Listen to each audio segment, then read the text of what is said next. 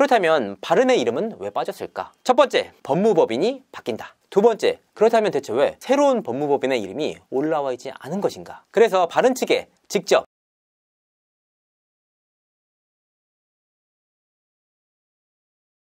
시청자 여러분 안녕하세요.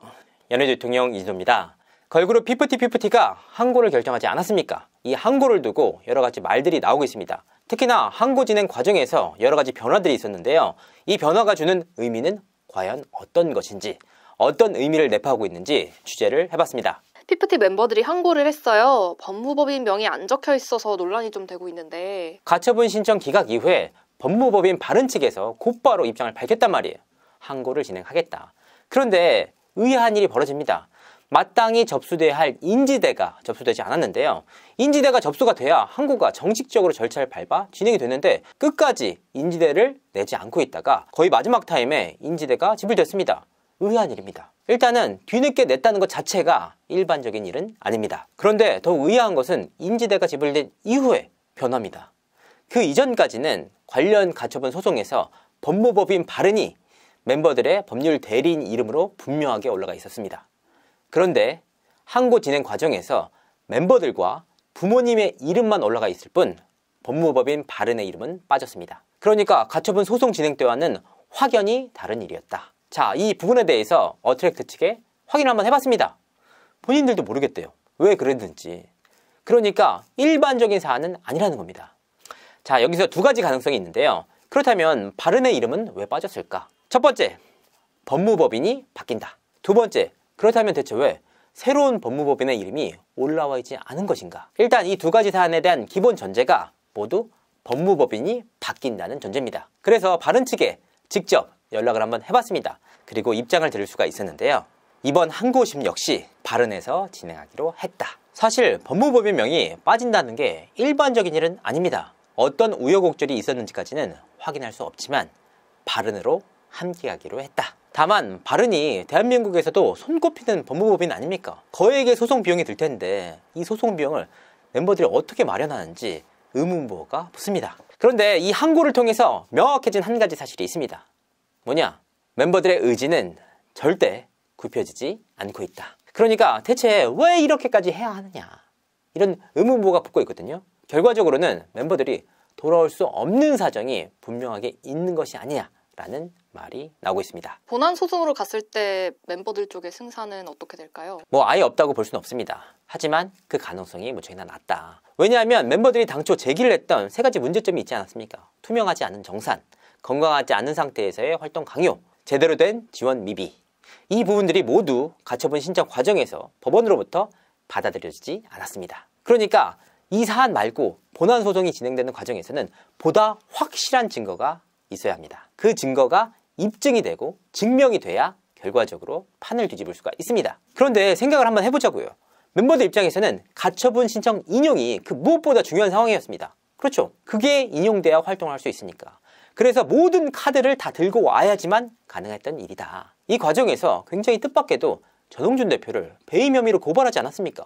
그만큼 여러 가지 카드를 다 썼다. 그런데 지지 않았습니까? 이런 상황 속에서 판을 뒤집을 만한 카드가 있을까? 현재 시점으로는 보기 어렵습니다. 오히려 어트랙트 측이 훨씬 더 많은 자료를 갖고 있고 공개하지 않은 자료들도 더 많이 갖고 있다. 그래서 현재 흐름상으로는 사실 member들에게 쉽지는 않은 상황이다. 혹시 멤버들이랑 어트랙트 간에 좀 연락이 됐을까요?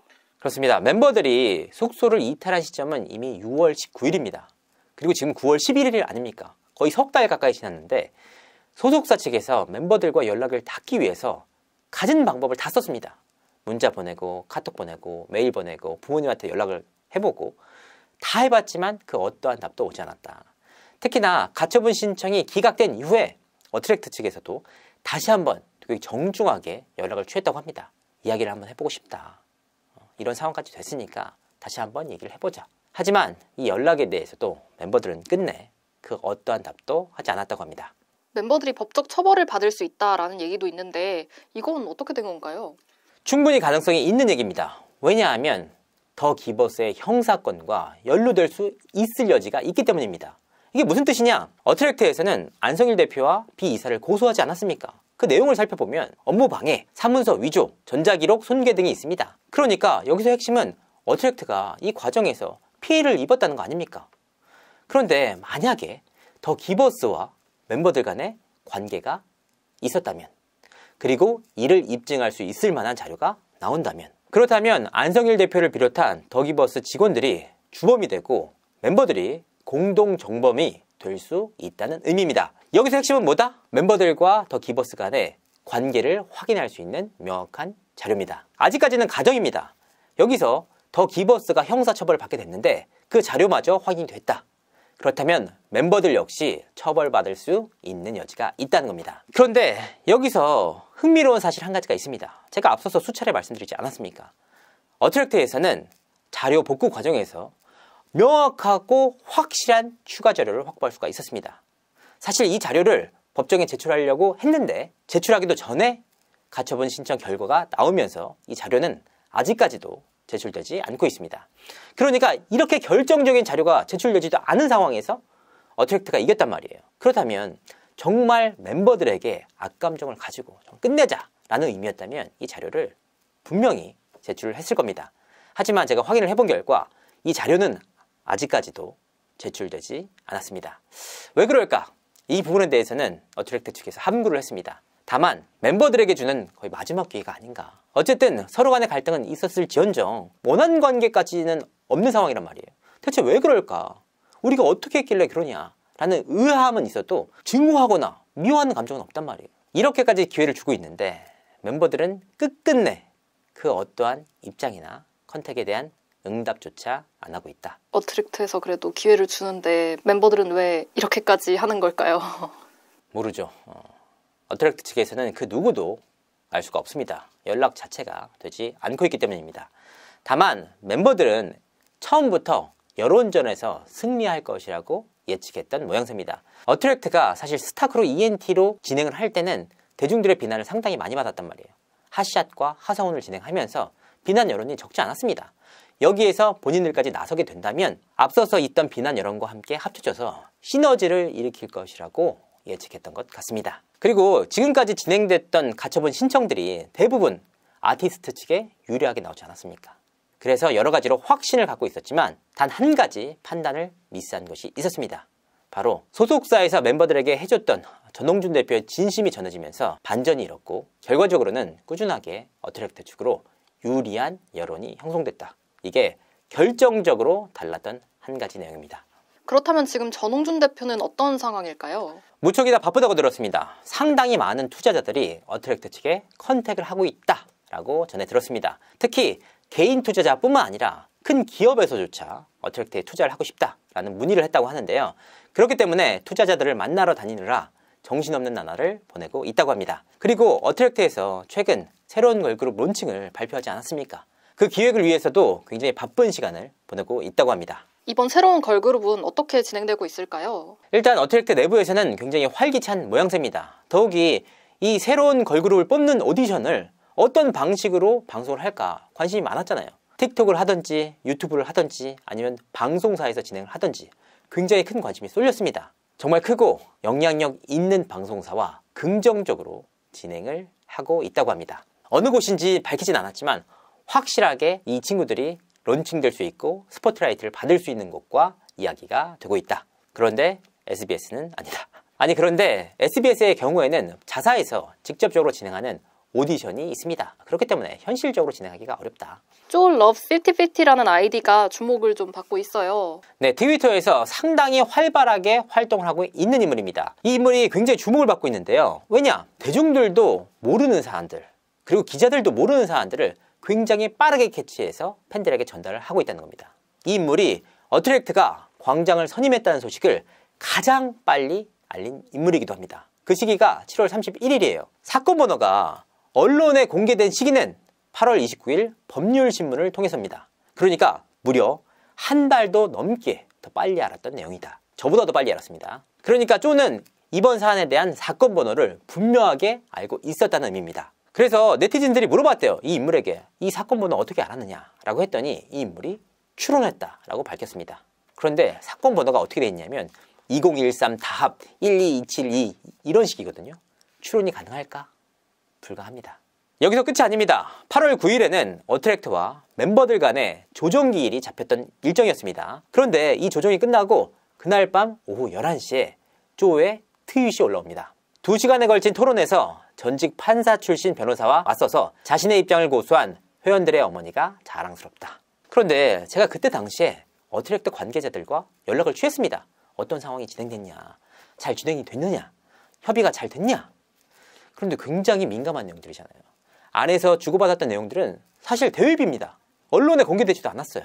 그러니까 어머니들이 어떤 입장을 취했는지는 확인할 길이 없습니다. 그런데 이 인물은 어머니들께서 자신의 입장을 고수했다고 명확하게 밝혔습니다. 어떻게 알아? 이거는 어트랙트 측에서도 모릅니다. 왜냐하면 기존에 어떤 생각을 갖고 있는지 알 수가 없으니까. 그래서 멤버들과 직접적으로 연락이 닿는 인물이 아니냐라는 말들이 나왔습니다. 이뿐만이 아닙니다. 이 인물은 줄곧 더 기버스 찬양과 외부 세력을 옹호하는 발언을 수차례 하기도 했습니다. 7월 3일 날 올린 글입니다. 외부 세력이 존재했다고 하더라도 그들이 조언한 내용이 회원의 법적 권리에 근거한 것이라면 그것만으로 판결 결과에 영향을 미칠 수 없으며 멤버로 하여금 허위 주장을 하게 한 것이어야 합니다. 그리고 2월 달부터 이런 얘기를 합니다. 비 이사에 대해서 묻는 질문에 아마도 시안과 함께하는 작곡가일 것입니다. 시안이 프로듀싱한 많은 곡에 그의 이름이 있습니다. 사실 그 이전까지는 비 이사에 대해서 아무도 몰랐거든요.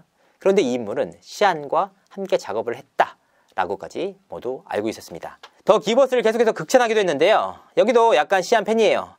사실 알고 보니 제가 좋아하는 앨범을 2000년대 초에 작곡해서 반복해서 들었다. 어트랙트 프로듀서의 다른 음악도 들어보고 싶으시다면 하성운의 일렉트리티드를 꼭 추천해드리고 싶네요. 도시 노스텔지어 앨범을 추천합니다. 정말 좋은 분위기입니다. 역시 안성일 대표가 작곡한 노래였습니다. 참고로 하성운의 일렉트리티드는 안성일과 비 이사가 프로듀싱한 곡이었습니다. 사실 일반인이라면 알기 쉽지는 않습니다. 또한 그는 핑클곡 한 곡을 썼지만 잭스키스 출신의 제이워크라는 보이그룹의 앨범을 2장이나 프로듀싱했습니다.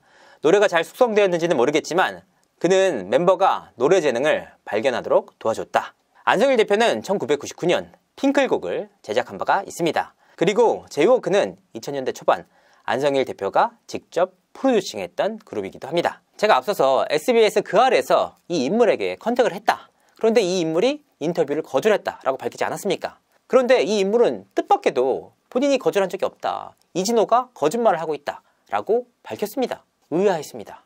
왜냐? 이 인물이 그것이 알고 싶다 해서 컨택을 시도한 트윗을 올렸습니다.